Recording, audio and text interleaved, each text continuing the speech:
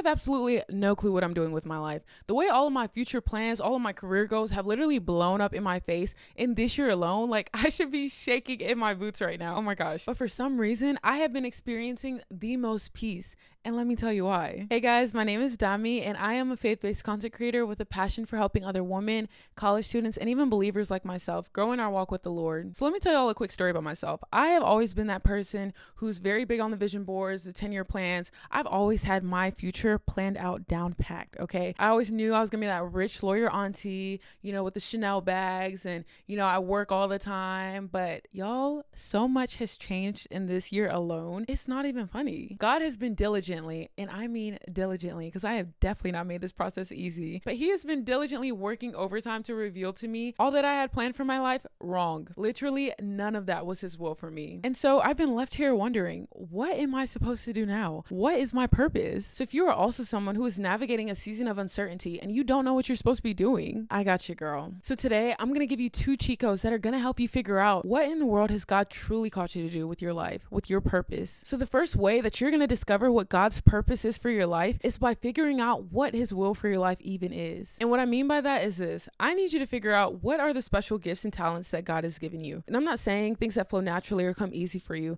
but I'm saying, what in your life do you recognize that God has given you a little extra favor in? Are you the complete opposite of me? And are you good at math or science or something? Are you naturally good at talking with people? Are you good at public speaking? Or maybe are you good at a sport? What is it? What is it that God has given you this extra ammo in and clearly has his hand on? For me, this was really difficult to figure out because I felt like I was naturally good at a lot of things. I felt like if I put enough discipline into anything, I could be good at it. And once, of course, I asked my family and I asked my close friends, every single person said the same thing, that I was really good with people, that I was really good at holding conversations, at connecting with people on deeper and more intimate levels, and just, being a good listener and being able to really resonate with whoever I was talking with. So once I realized that, I had to put that beside what I had planned for my life.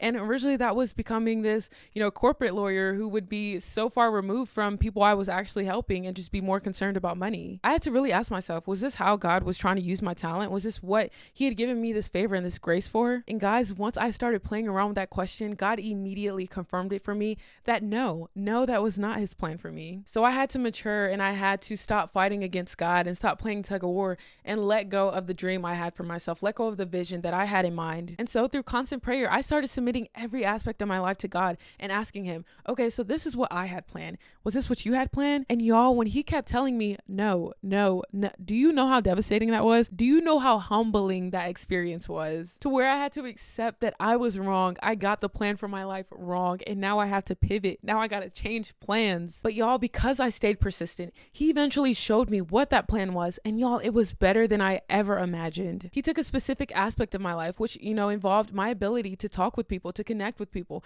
And he took a specific struggle that I was able to overcome. And he paired the two together and created this pathway for me that is better than I could have ever imagined. So my question for you is, what is that image of yourself that you were being so stubborn about, that you were playing tug of war with God and that you're not ready to let go of yet? What is keeping you back from submitting it to God or even being obedient when he's telling you this is not his will for your life? I really am interested to see. So comment down below what it is you are struggling with.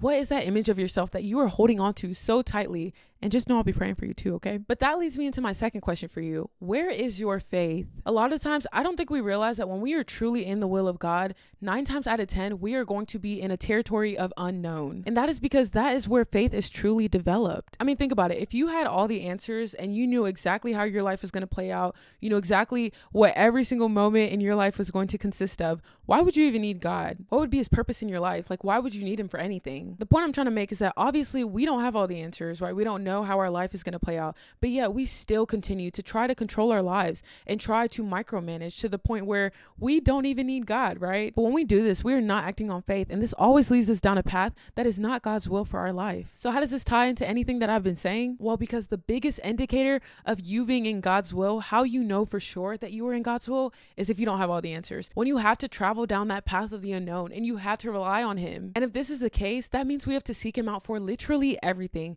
the big things and the small things, all the super big decisions that we make in life and even the small ones. And that means that this is going to be a daily process, and not even a daily process, a moment by moment process. And that is why in Matthew 6, when Jesus is teaching the disciples how to pray, he says, Lord, give us our daily bread, not our monthly bread, not our every now and then bread, our daily bread, okay? Because if you're trying to micromanage every part of your life and you're trying to be the one in the driver's seat all the time, then God can't possibly be your God. So when you finally choose to walk by faith and not by sight, and when you finally embrace the uncertainty that is a part of your journey, then that is when God finally becomes your God. That is when you finally start practicing what the Lord's Prayer says, and you start asking him for your daily bread. You start asking him for guidance in every single aspect of your life and not trying to be the one who's in control. And that is why the only way to truly find comfort is with this last point that I'm about to share, is with knowing that the safest place that you can ever be is in the will of God. It's not in your bank account. It's not in your retirement funds or even in your job. It is in the will of God. It's in trusting him when he said he will never, never, ever leave you nor forsake you,